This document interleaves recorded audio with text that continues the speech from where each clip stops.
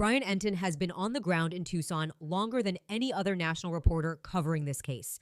We are talking weeks, not days, of continuous boots on the ground access in the Catalina foothills. He has walked the perimeter of Nancy's property.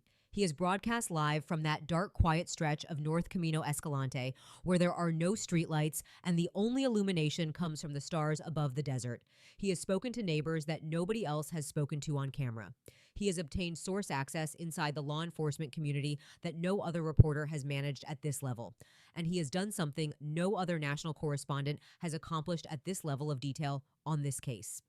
He flew a drone directly over Nancy's house, capturing a full aerial view of the entire property. The front door, the rear entrance, the garage, the surrounding terrain, the spatial relationship between every structure on that lot.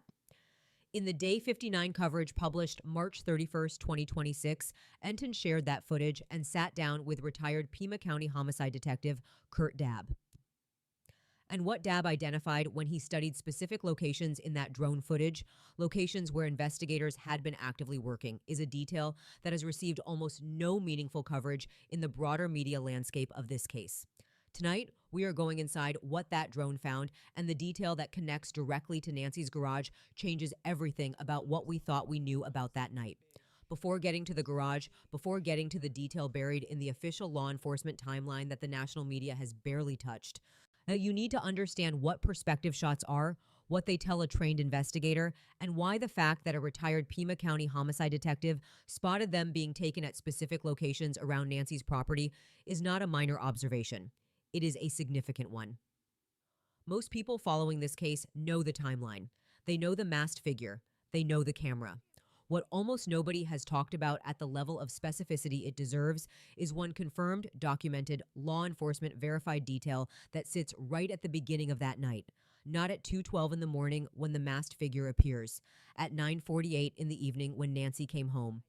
When you hear it in full context after everything we are about to walk through, the question you will be sitting with is the same question this channel has been unable to let go of. What was already inside that garage when Nancy Guthrie came home? Let us start with Brian Enton because his access to this case is foundational to everything being discussed tonight. Enton is a senior national correspondent for News Nation. He has been embedded in Tucson on this case since the earliest weeks of the investigation. And the word embedded is not rhetorical here. He has been there physically on the ground, building relationships with neighbors, sources, and local contacts in a way that is qualitatively different from the reporting that happens by phone or satellite from a newsroom desk. When you are present in a community over weeks, you earn access that remote reporters simply cannot get. You learn the neighborhood, you understand the geography. Now you develop relationships that produce information that would never come through a formal press inquiry. Enton has walked the street where Nancy lived. He has stood in the neighborhood at night in the dark and understood firsthand what the absence of streetlights means for visibility in that environment. He has spoken to a neighbor identified only as Laura, who shared her own interpretation of what may have happened at the front of the property that night.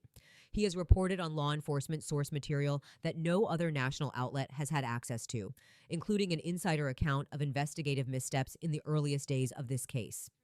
But what Enton has also done, and this is the specific piece that matters for tonight, is fly a drone over Nancy's property.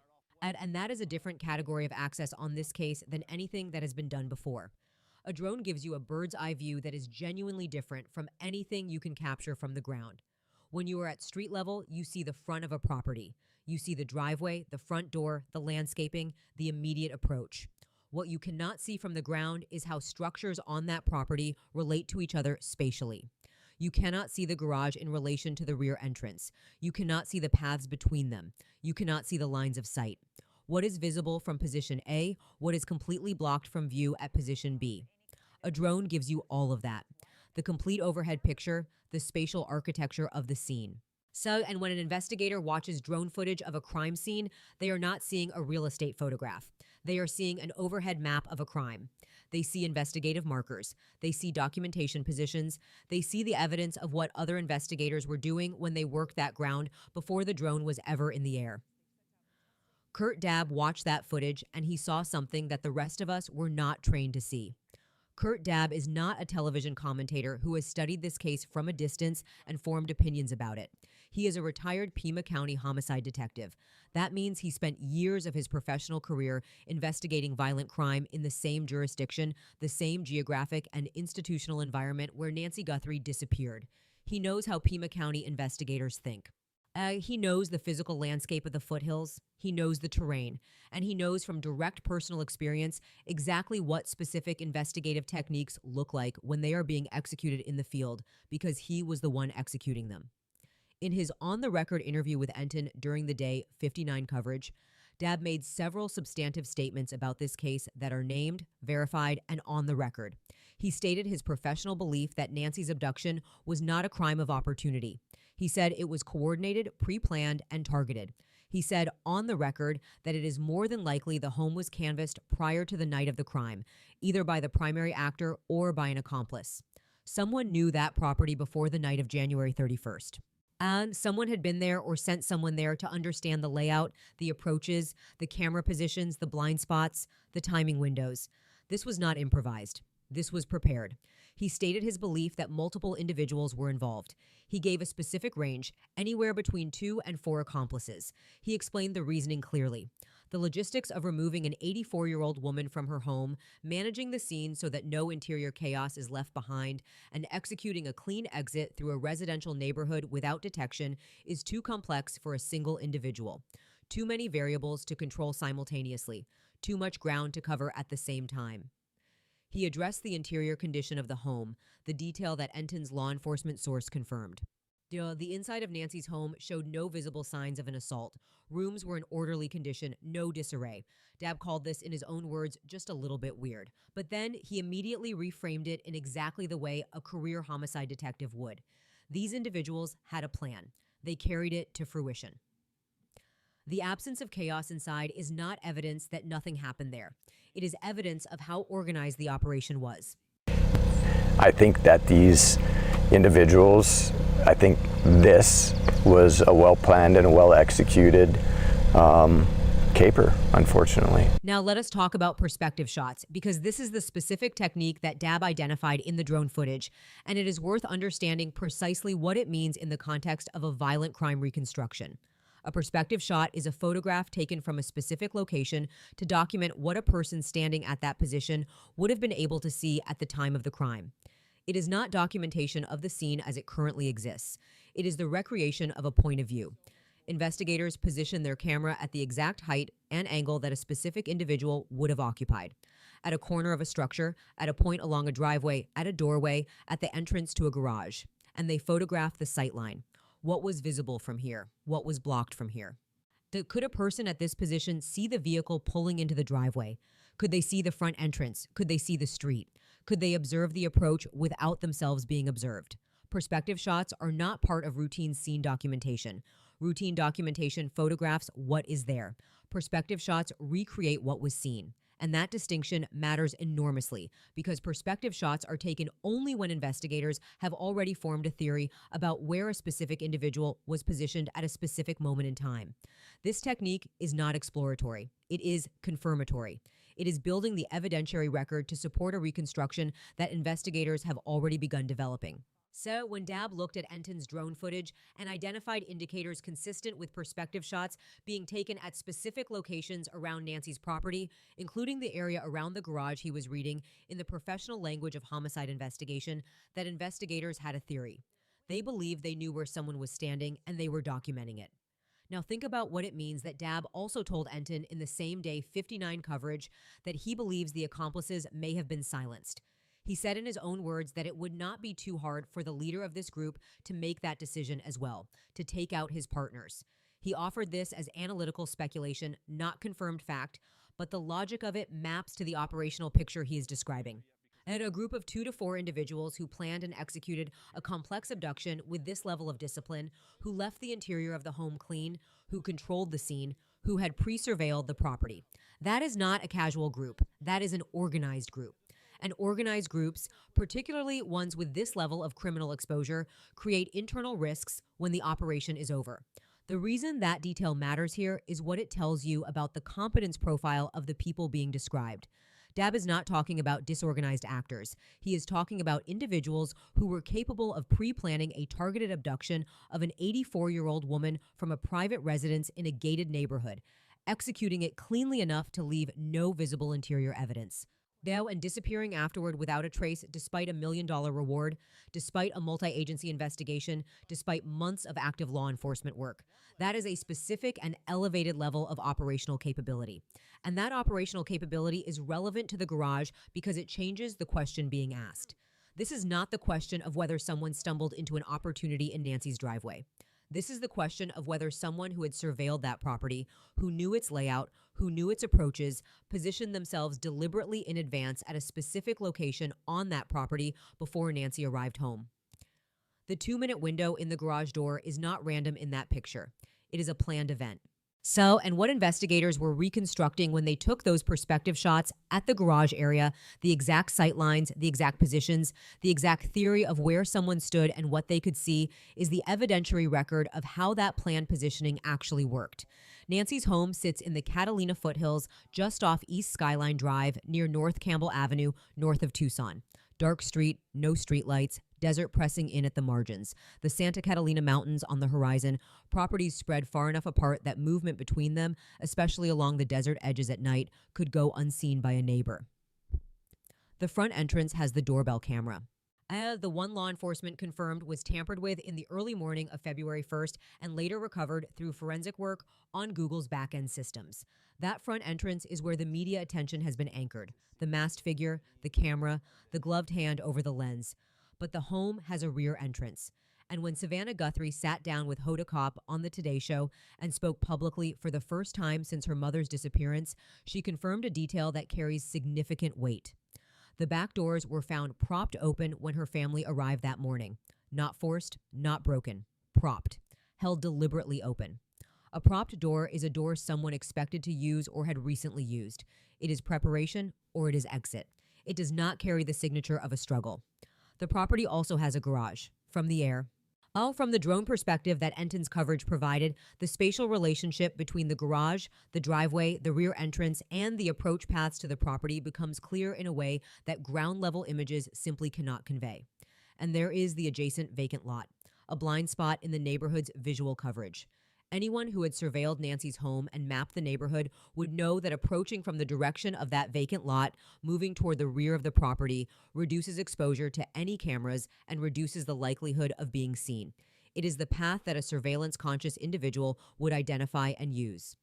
Dab has said on the record that the home was likely canvassed before the crime. And if someone walked this neighborhood ahead of time and mapped it, they would have known every one of these features. The vacant lot, the blind spot, the rear entrance, the garage, the approach path that minimizes exposure. These are not separate details. They are describing a geography that someone learned before they used it. It wouldn't be too hard for, the leader of this group, if you will, to make that decision as well, to take out his partners. The official timeline of Saturday, January 31st, 2026. Let us walk this precisely. At 5:32 in the afternoon, Nancy Guthrie left her home and traveled to a family dinner at her daughter Annie's house, where Annie's husband, Tommaso Chioni, was also present. Nancy spent the evening with her family. By all accounts, it was a normal evening. No visible indication that anything was wrong. She had plans for the following morning, a scheduled church live stream she would never appear for. At 9:48 in the evening, Nancy was dropped off at her home by a family member. Tommaso Chioni was the last known person to see Nancy Guthrie alive. At 9:48 in the evening, the garage door opened. At 9:50 in the evening, 2 minutes later, the garage door closed. Both timestamps are confirmed by law enforcement and documented across multiple mainstream outlets sourcing directly from the official timeline. The Associated Press, ABC 15, Newsweek, The Washington Times. The garage door opens at 9:48. The garage door closes at 9:50. 2 minutes. This is the confirmed official multi-sourced record. Then the public timeline goes dark for more than 3.5 hours.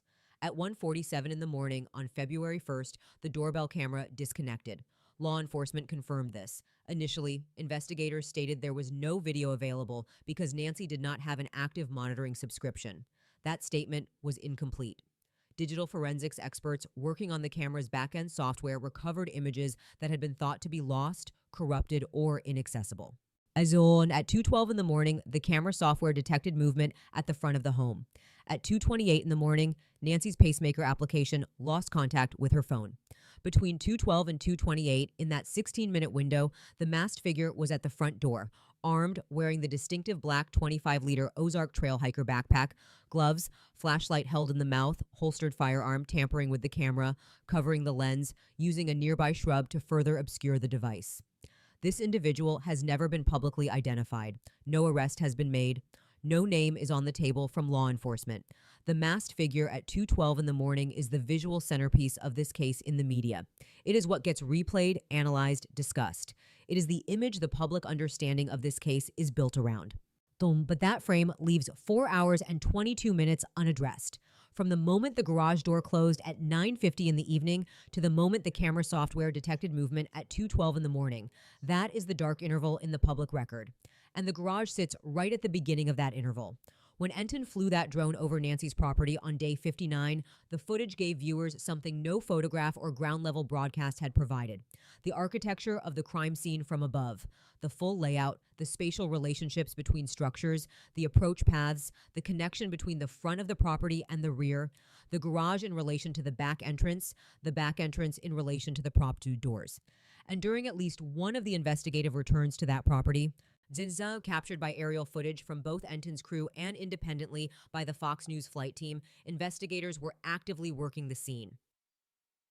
Fox News drone footage captured a person using a ladder and a drill working on the rear wall of Nancy's residence. A ladder and a drill.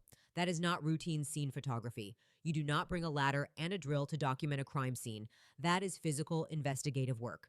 Collecting something from the structure itself, removing something from the material of the building, documenting something embedded in the wall.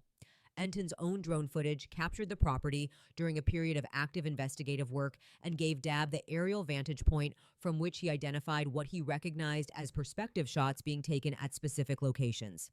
The spots around the property where Dab could see from the overhead perspective that investigators had been positioning themselves and their cameras. Those spots included the area around the garage. Dab's identification of those perspective shots is not speculative commentary. He executed this technique himself during his career in homicide investigation. He recognized it because he knows exactly what it looks like from above and from below. The investigative positioning at those specific locations told him that investigators had formed a theory about what specific individuals were doing at those positions and when, and they were building the evidentiary record to document it. A law enforcement insider spoke to Enton under the condition of anonymity. This is a single source, unnamed claim, and it is attributed here precisely as such. And it was reported under Enton's byline at News Nation. The insider described the initial team assigned to Nancy's case as lacking experience in homicide. The people on the scene when this case first came in were not tenured homicide detectives. The supervisor placed in charge of the unit had, according to this source, never investigated a homicide before being put in that role. Early missteps, according to the insider, resulted from decisions made by people installed through relationships rather than through professional merit. This is flagged explicitly as a single source anonymized claim.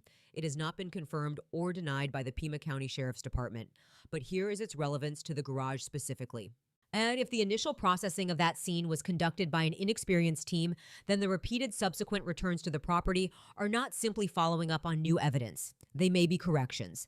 They are investigators going back to do weeks later what should have been done in the first hours after Nancy was reported missing. If the garage was not fully processed on the initial pass, if the perspective shots that Dab identified in the drone footage represent investigators returning to complete a reconstruction that was never started properly, then the silence around what they found there is not routine investigative confidentiality. It is the silence of a case still catching up to its own beginning, and Dab himself addressed this dynamic indirectly. He said in any suspected crime, you protect everything you can. You catalog everything. Photographs, fingerprints, DNA swabs. Just because a house is not in disarray does not mean investigators bypass it. You work every inch of it, including the garage. Very good canvas of the scene. You're going to protect everything that you can. You're going to have the forensic investigators come out, our photographers, and they're going to photograph, they're going to fingerprint, they're going to swab for DNA. Here it is in the official law enforcement timeline. Confirmed, multi-sourced, and almost entirely ignored. 9:48 in the evening. Nancy arrives. The garage door opens. 9:50 in the evening, the garage door closes. 2 minutes. The surface interpretation that Nancy came home, triggered the garage opener, walked inside, and the door closed behind her is the interpretation the national media has accepted by asking no further questions about it. She arrived, she went in. That is the assumption that has been allowed to stand, but that interpretation does not account for what Dabb recognized when he watched the drone footage. It does not account for the repeated investigative returns to that specific area of the property. Say that now, it does not account for the question that a retired homicide detective who spent his career reconstructing exactly these kinds of scenes is sitting with when he looks at that evidence. Was someone already inside when Nancy arrived? Dabb has said on the record that this operation required 2 to 4 individuals. He has said the home was canvassed before the crime. He has said the individuals carried their plan to fruition with enough precision to leave the interior immaculate. No chaos, no disarray, no visible evidence of a struggle inside the home. The blood was at the front porch. Exterior, not interior. Think about what a coordinated, pre-planned abduction from a private residence actually looks like operationally. The masked figure at the front door at 2:12 in the morning is a late-stage element of this operation. Then it is either active entry or scene management following an earlier event. The individuals who planned and surveilled and prepared this operation would not arrive at 2:12 in the morning. They would arrive earlier when the neighborhood was quiet, when the timing window was right, when they could move into position without being seen. The garage door opened at 9:48. Nancy arrived at 9:48. The garage door closed at 9:50, 2 minutes. If someone was positioned inside or at the rear of that property when Nancy came home, staged at the garage, at the back entrance, anywhere along the path from the garage into the interior of the home, the 2-minute sequence of door opens, brief interval, door closes is not simply an arrival sequence. It is the moment the planned operation moved from preparation to contact. So, that is the theory that perspective shots at the garage area are built to document. That is the reconstruction that Dabb recognized from the drone footage. That is what a career homicide detective sees when he looks at investigators taking targeted position-specific photographs at a particular location on a crime scene. To be precise, this is investigative analysis, not confirmed fact. What happened in that 2-minute window has not been stated publicly by law enforcement. What investigators found in the garage has not been released. But the perspective shots were taken. Dabb identified them.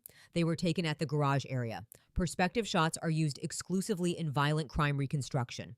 The garage door opened and closed in a confirmed official multi-source 2-minute window 4 hours and 22 minutes before the masked figure was recorded at the front entrance. The interior was clean. The back doors were propped. Investigators returned to that property multiple times. The garage is not a footnote in this case. It may be where this case begins. Savannah Guthrie confirmed that when her family arrived at Nancy's home that morning, the back doors were found propped open. She described how disorienting the scene was. Nancy's phone was inside, her purse was inside. There was no obvious sign of what had happened. For a moment, the family considered whether an ambulance might have taken Nancy somewhere. The interior was not a crime scene in any visible sense. The blood was at the front porch. Exterior, not interior. So we have a clean interior, propped rear access, blood at the front entrance, a garage that opened and closed in a 2-minute window at 9:48 in the evening, and a masked figure appearing at the front at 2:12 in the morning, 4 hours and 22 minutes later. Investigators reconstructing movement through that property are working with all of those data points simultaneously. The propped back door suggests intentional positioning at the rear. The blood at the front suggests the front was the location of visible violence. The clean interior suggests whatever happened was controlled. And the garage opening and closing at 9:48 is the first documented event in the entire sequence. Perspective shots at the garage area would be answering a specific question. Now, what could someone standing here see when Nancy's vehicle pulled into this driveway at 9:48 in the evening? What was their sightline? What was the path from this position to the interior of the home? And what does the physical evidence in and around this space tell us about who was here and when? Those questions have answers. The investigators have them. The public record does not. Nancy Guthrie has been missing since February 1st, 2026. The investigation is active. The FBI is involved. No arrest has been made. No suspect has been publicly named. The $1 million reward has not been claimed. Dabb raised a theory about why the reward has not moved anyone. A possibility that accomplices may have been silenced by the primary actor to protect the operation. And he said in his own words, it would not be hard for the leader of this group to make that decision. This is his analytical speculation on the record, not confirmed fact, and it is attributed precisely as such. What this community is left with is an investigation still in motion. Investigators returning to locations, processing evidence, running forensics, but not producing public results. The gap between what investigators know and what the public has access to has never been wider. The garage is part of that gap. What happened in that 2-minute window? What was found when investigators processed that space? What the perspective shots document? What the completed reconstruction of that area tells law enforcement about the beginning of that night? These are answerable questions. The answers exist inside the investigative record, and the public conversation around this case should be pressing for them. What was inside that garage when Nancy Guthrie came home? Nancy Guthrie has been missing since February 1st, 2026. She was 84 years old. She had a life, a family, a church community that is still praying for her. If you have any information, contact the Pima County Sheriff's Department at 5203-514-900 or the FBI Phoenix Field Office tip line at 1-800. Call FBI. Everything is completely anonymous. The reward is over $1 million. This case is still moving. And the garage is where it may have started.